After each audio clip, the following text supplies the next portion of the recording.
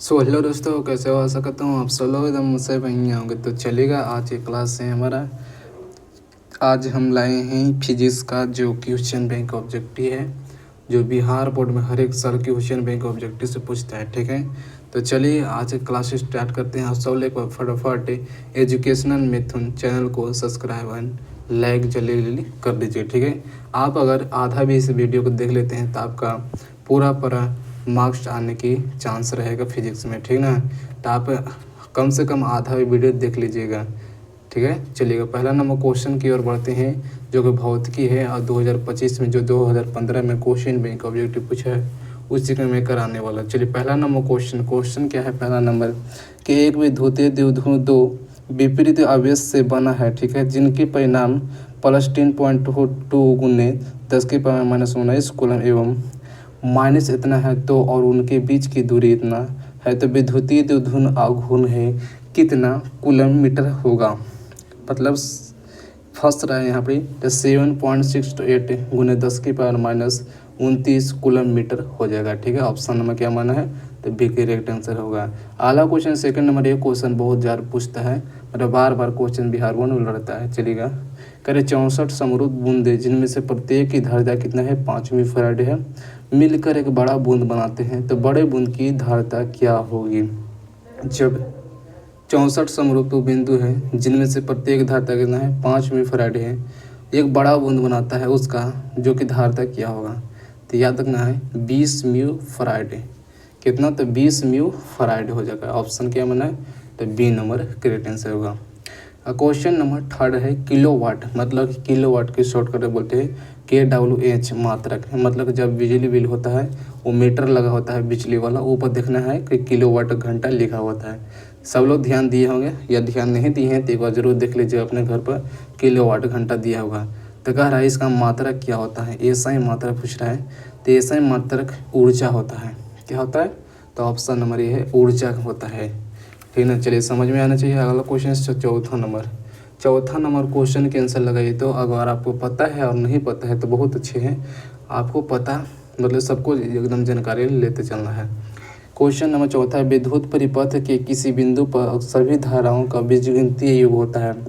विद्युत परिपथ में किसी बिंदु पर सभी धाराओं का जो बीजगणितीय योग होता है 0 होता है। कैसे? जबकि आप कुल अति के नियम पढ़े होंगे, क्या बोलते हैं? धारिता के नियम। ठीक ना, धाराओं के बीजगणितीय योग, योग मतलब जोड़ना मतलब कि 0 + 0 जोड़ेंगे तो क्या होगा? तो यह मतलब 0 ही होगा, 0 ही आता है आंसर। अगला क्वेश्चन 5 नंबर, चुंबकशीलता का बीमा है। चुंबकशीलता का बीमा क्या होगा? ऑप्शन मानना है इसका क्या? चुंबकशीलता का बीमा तो याद रखना है चुंबकशीलता का होगा AMLT-2T और I-2 होगा। तो ऑप्शन क्या माना? तो बी नंबर करेक्ट आंसर। अगला क्वेश्चन है 6 नंबर कि ALR परिपथ की प्रतिबाधा होती है। क्या कर रहा है? ALR परिपथ ना बोलकर सर्किट का प्रतिबाधा होती है। तो याद रखना है ऑप्शन दिया रहेगा, इस तरह से दिया रहेगा, लेकिन इस तरह से नहीं माना है। ALR पर सर्किट का जो प्रतिबाधा होता है यह रूट में होता है। क्या? रूट में होता है और स्क्वायर में होता है, जो कि आप सब लोग पाइथागोरस पर में पढ़े होंगे, जो कर्व के स्क्वायर होता है उसी तरह से ये भी होता है। तो रूट अंदर मतलब कर्ण के स्क्वायर प्लस लंब का स्क्वायर होता है कि नहीं? ऑप्शन नंबर ये करेक्ट आंसर होगा, डी का हूँ। क्वेश्चन नंबर 7 देखना है और 7 पर सभी क्वेश्चन को लगाना है। अभी तक चैनल को नहीं सब्सक्राइब की हूँ तो एक और फटाफट चैनल को सब्सक्राइब भी कर दीजिएगा। कह रहा है कि विद्युत चुंबकीय तरंग की संचरण की दिशा होती है। जो विद्युत चुंबक है, मतलब कि घर में एक मैग्नेटिक फील्ड लेते हैं या चुंबक लेते हैं, चुंबक को जो कि दिशा होता है, कौन कौन दिशा? मतलब जब चुंबक को आप लटकाते हैं और किसी भी धागा में चुंबक को अगर लटकाते हैं तो एक दिशा होता है उत्तर और दक्षिण की ओर। क्या है? उत्तर और दक्षिण की ओर संचालन दिशा होती है। देखिए बी से ए के समानांतर है, आंसर दिया है बी से ए की ओर, मतलब बी पर से क्या होता है? ई आता है, मतलब समानांतर ही होता है। ऑप्शन सी होगा। अगला क्वेश्चन 8 नंबर, जब प्रकाश की एक किरण ग्लास स्लेब में प्रवेश करती है तो इसका तरंगदैर्घ्य है। मतलब कि जो प्रकाश क्या है? जब प्रकाश स्रोत है, किरण जो ग्लास में क्या है? ग्लास में प्रवेश करती है तो इसके तरंगदैर्घ्य क्या? बढ़ता होगा या घटता? अपवर्तित रहता है या आंकड़े पूर्ण नहीं है? देखिए जब प्रकाश स्रोत है, जब किसी मतलब ग्लास या कांच लीजिए, ग्लास मतलब कांच होता है, कांच में जब डालते हैं तो क्या घटता है किरण कि नहीं। जब आप प्रैक्टिस करिएगा कि जब कोई कांच हो गया, ठीक है, कांच लेते हैं और उस पर जब प्रकाश डालें तो कुछ तक कम होगा कि नहीं होगा, होता है कम, मतलब कि घटता है। ऑप्शन क्या होगा, तो करेक्ट आंसर बी होगा, घट जाता है। अगला क्वेश्चन है 7 नंबर 9, आयाम का मॉडुलन सूचकांक का मान होता है। आयाम मॉडुलन सूचकांक का मान होता है, हमेशा 0 नहीं होता है, 1 तथा अनंत के बीच भी नहीं रहता है, लेकिन हम जानते हैं 0 तथा 1 के बीच होता है। कोई भी मतलब कि क्या बोलते हैं, पूर्ण संख्या ना, पूर्ण संख्या 0 से शुरू होता है, जो 0 1 2 3 होता है कि नहीं। तो ऑप्शन में क्या माना है, सी माना है। आयाम मॉडुलन होता है वो 0 से 1 के बीच होता है, मतलब 0 हो गया 1 हो गया 2 3 कुछ रहे इसी के बीच होता है। समझ में आ गया कि अगला क्वेश्चन पढ़ता हूँ।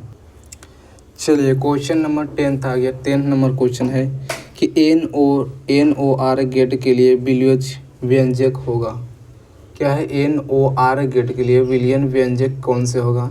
चलिए देखिए इसका ऑप्शन दिया होगा, क्या है गया, तो NOR गेट के लिए विलियन व्यंजक A+B होगा, या A.B रेकड़ी होगा, A.B या A+B ऊपर रेकड़ी होगा। तो NOR गेट के लिए होता है क्या है, 10th नंबर क्वेश्चन को थोड़ा सा गौर करिए, कौन सी हो गया, तो A+B क्या है, रेकड़ी बराबर Y होगा, नोर गेट के लिए, ठीक ना। ऑप्शन में इसका करेक्ट आंसर बी होगा। अगला क्वेश्चन, एक आवेशित चालक किसकी तरह, क्या है, एक आवेशित चालक की सतह किसी बिंदु पर विद्युत क्षेत्र की तीव्रता होती है। मतलब कि एक आवेश के चालक लेते हैं, ठीक है, किसी बिंदु पर रख देते हैं तो उसके क्षेत्र की तीव्रता क्या होगा, उसका पूरा क्षेत्र है उसका तीव्रता क्या होगा, तो सभी की तीव्रता 0 हो जाता है, मतलब कि शून्य हो जाता है। ऑप्शन क्या माना है, तो ए नंबर करेक्ट आंसर होगा। अगला क्वेश्चन है 12 नंबर कि मुक्त आकाश का परावैद्युतांक होता है। मुक्त आकाश का परावैद्युतांक क्या होता है, मुक्त मतलब कि हवा हुआ नहीं है, उसका परावैद्युतांक पूछ रहा है। इसका परावैद्युतांक होता है 8.85 गुने 10⁻⁻12 फ्राइडे मीटर इनवर्स होता है।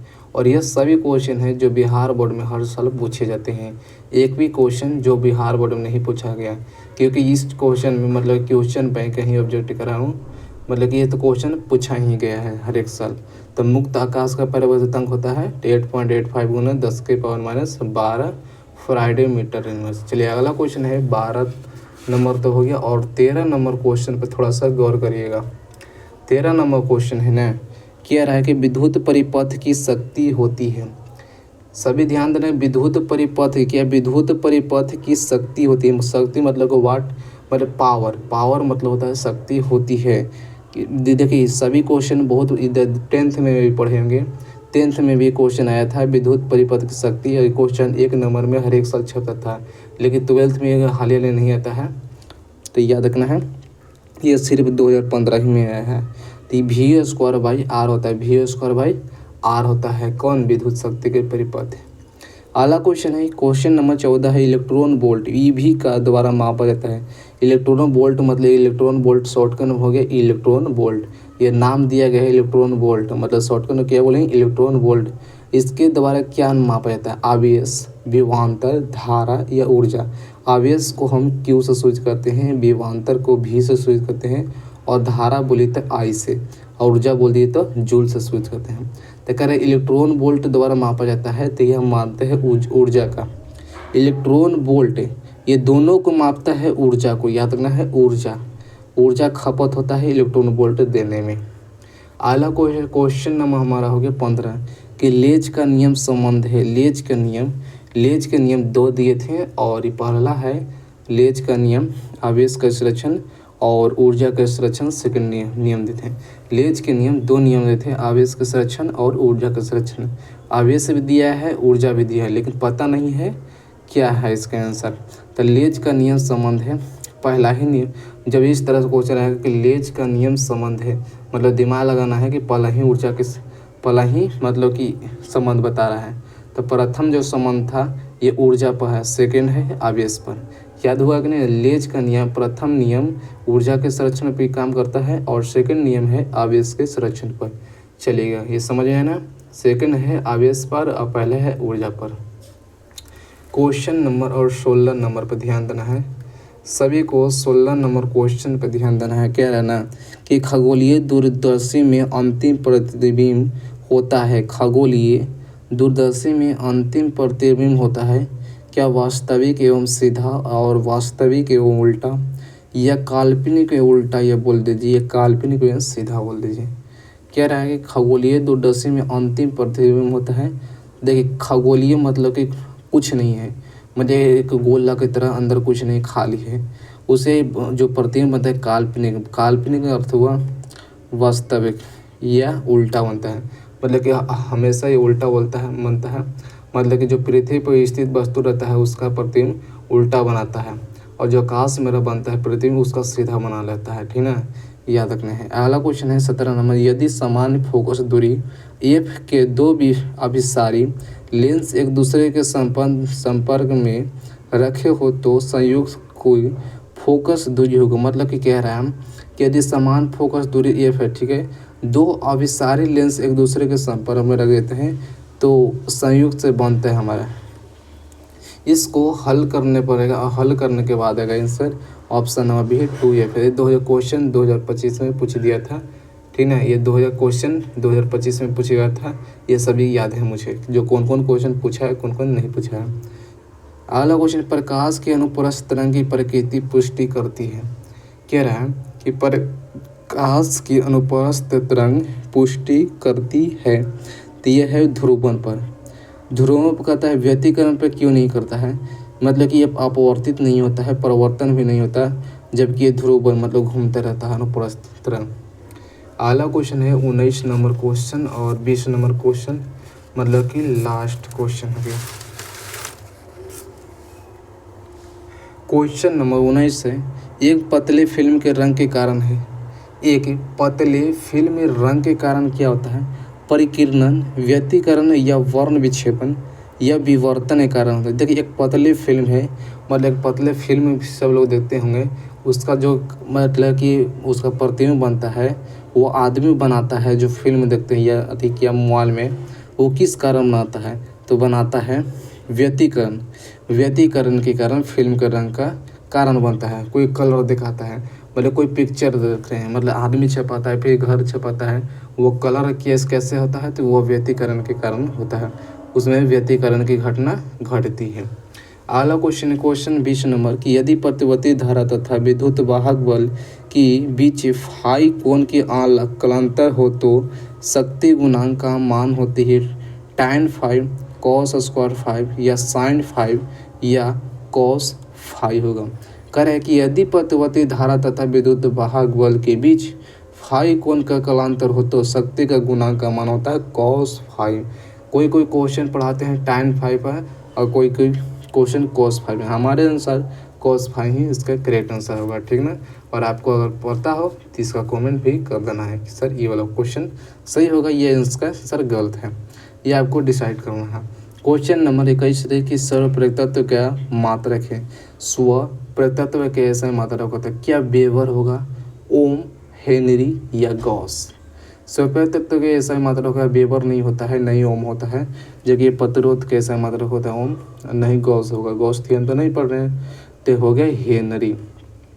स्वप्रतत्व होगा हेनरी, हे NAI, ऑप्शन सी होगा। क्वेश्चन नंबर 22 है और हमारे आंसर से ये क्वेश्चन लास्ट है इस वीडियो को और लास्ट क्वेश्चन। और एक बार सबको रिक्वेस्ट है, जो भी वीडियो देख रहे हैं एक बार चैनल को भी सब्सक्राइब कर दिया, अगर अभी तक वीडियो को नहीं लाइक किए हो तो एक बार जरूर फटाफट लाइक कर दीजिए। ठीक है, और अंतिम तक वीडियो में जुटे के लिए थैंक यू।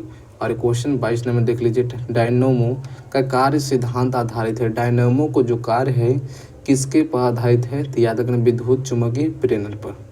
विद्युत चुम्बकीय प्रेरण पर जो आधारित है, ऑप्शन क्या होगा, तो करेक्ट आंसर बी होगा। डायनोमो जो कार्य करता है या विद्युत चुम्बकीय प्रेरण पर, जबकि विद्युत ऊष्मीय प्रभाव पर नहीं मारना है, नहीं प्रेरण पर, नहीं विद्युत प्रेरण पर, कुछ पर नहीं मारना है, जबकि विद्युत चुम्बकीय प्रेरण करता है, इसलिए ऑप्शन नंबर बी होगा। ठीक है, तो मिलते हैं एक अगले वीडियो के साथ। तो ऐसा से वीडियो डेली अपलोड होते रहेगा। और सब लोग एक बार एजुकेशनल मिथुन को चैनल को सब्सक्राइब कर दीजिएगा। थैंक यू, मिलते हैं एक अगले वीडियो के साथ।